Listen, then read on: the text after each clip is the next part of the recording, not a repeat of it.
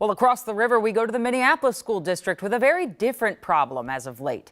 Teachers and parents in that district say something weird is going on with the technology in that district.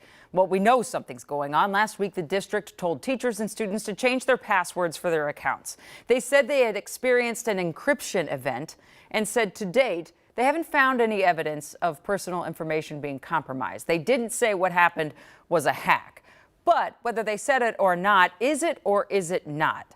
We went outside the district to start asking those questions. Here's Gordon.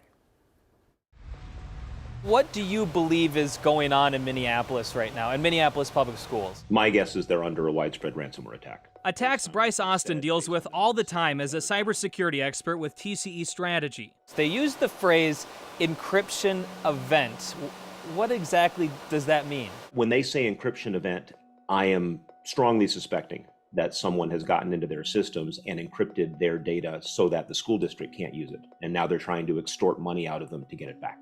Is this common to see a school or a school district targeted? Regrettably, it is. It happened to the LA school district last year. It happened to Tucson about a month ago. It happened to Nantucket just a few weeks ago.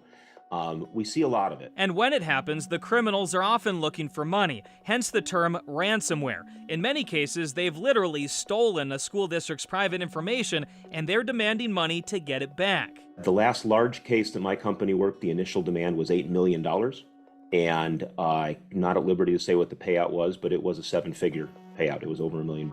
School districts are not known to pay out with the same frequency that a regular business does. Carol Levin has asked Minneapolis Public Schools whether this case is in fact a ransomware attack and if they have received any demands for payment. But at this time, the school district will not confirm or deny this. Austin says that's not unusual in these kinds of cases. I have been through many of these sorts of events, and the number of insurance companies or legal counsel that do not want companies to use the word ransomware is very, very high. I don't think that they're purposely trying to hide things. I think they're in the middle of doing recovery. Austin says most large businesses and schools have backup systems in place. Sometimes those systems are also connected to the same network. In those cases, Austin says the attackers can easily get in and delete those backup systems. But some organizations have their backup systems either offline or on a different network. And in those cases, Austin says an organization can usually retrieve their files without having to pay a ransom. So I'm hopeful that the Minneapolis School District has an off-site backup of their data.